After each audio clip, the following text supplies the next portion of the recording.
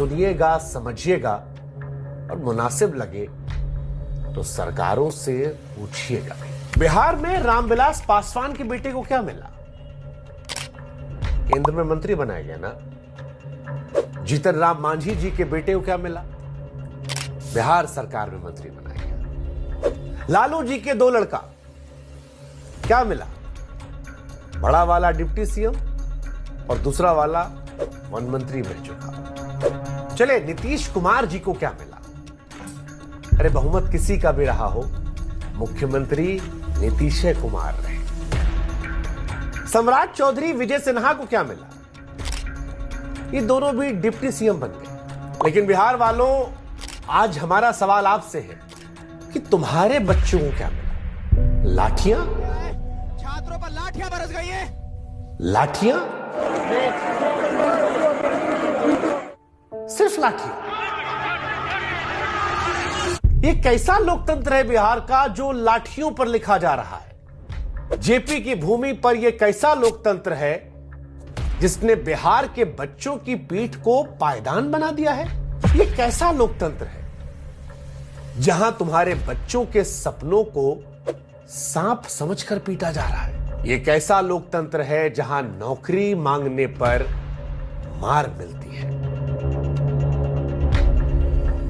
यह कैसा लोकतंत्र है जहां पर एक पढ़ा लिखा आदमी सड़क पर जब अपने हक की मांग को लेकर उतरता है तो उसकी पीठ पर लाठी मार मार के धारियां बना दी जाती है? बिहार वालों, सवाल हमारा आपसे है कि यह कैसा लोकतंत्र है जहां हाड़ कपाने वाली सर्दी में तुम्हारे बच्चों पर पानी की बौछार कर दी जाती है? यह कैसा लोकतंत्र है बिहार वालों जहां पर एक सरकारी नौकर आता है और कैमरे के सामने तुम्हारे बच्चे के गाल पर जोर से तमाचा जड़ता है और बाद में बड़ी बेशर्मी से झूठ फैलवाता है कि उसने कुछ भी नहीं किया? बिहार वालों, जरा सोचना, जात पात में बटे हो लेकिन आज जात पात को इतर रखकर अपने बच्चों का भविष्य देखकर सोचना और सवाल करना अपने आप से, सरकार से कि इन युवाओं ने ऐसी क्या खता की थी जो सर्दी में इन्हें यह सजा दी। दिन रात बिहार का लड़का मेहनत करके, पढ़ाई करके, बिना ये सोचे कि दाना पानी मिलेगा नहीं, तैयारी करता रहा और परिणाम क्या मिला? ये लाठी, ये पानी की बौछार, ये बदसलूकी, ये बेइज्जती।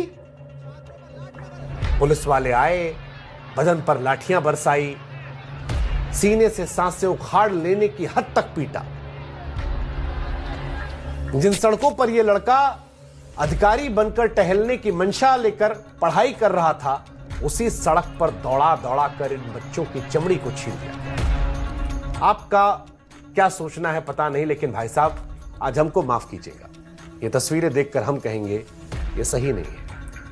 और बिहार के सारे नेता लोग से हम कहेंगे कि नेताजी, सियासत क्या है वो आपका काम है, आपे को करना है। बिहार की सियासत तो वैसे भी गजब है।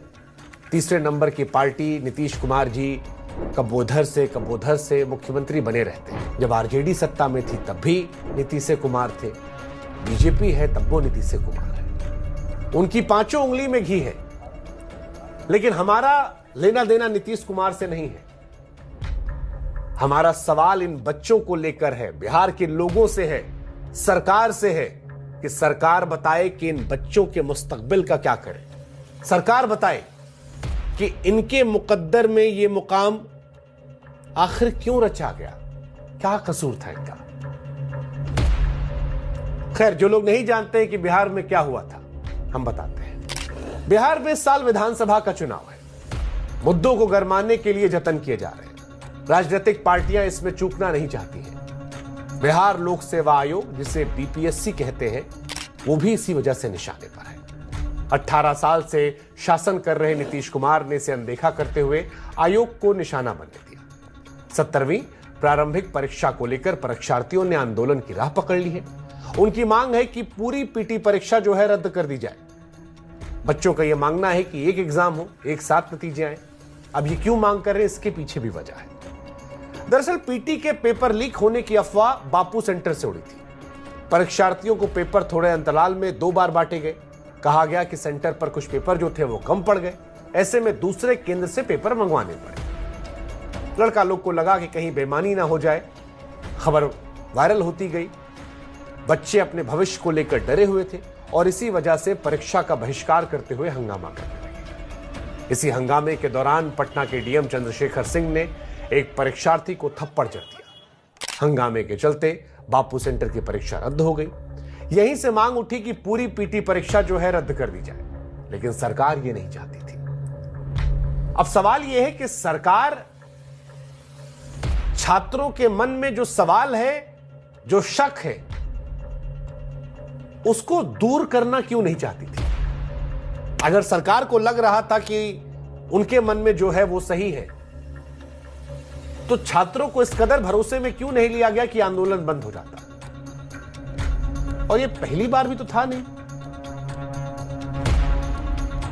लेकिन क्योंकि इस बार 2025 में बिहार में चुनाव है, छात्रों को सड़कों पर देखकर कई राजनीतिक दल थे जिनकी भी लाल टपकने लगी। सरकार बनाने की इच्छा मन में जागने लगी। वो भी आ गए। प्रशांत किशोर का एक नाम सामने आया। नई नई पार्टी बनाकर सियासत में उतरे प्रशांत किशोर भी छात्रों को अपने साथ लाने की कोशिश करने लगे, उनके प्रदर्शन में शामिल हुए। लेकिन पुलिस ने जब लाठीचार्ज किया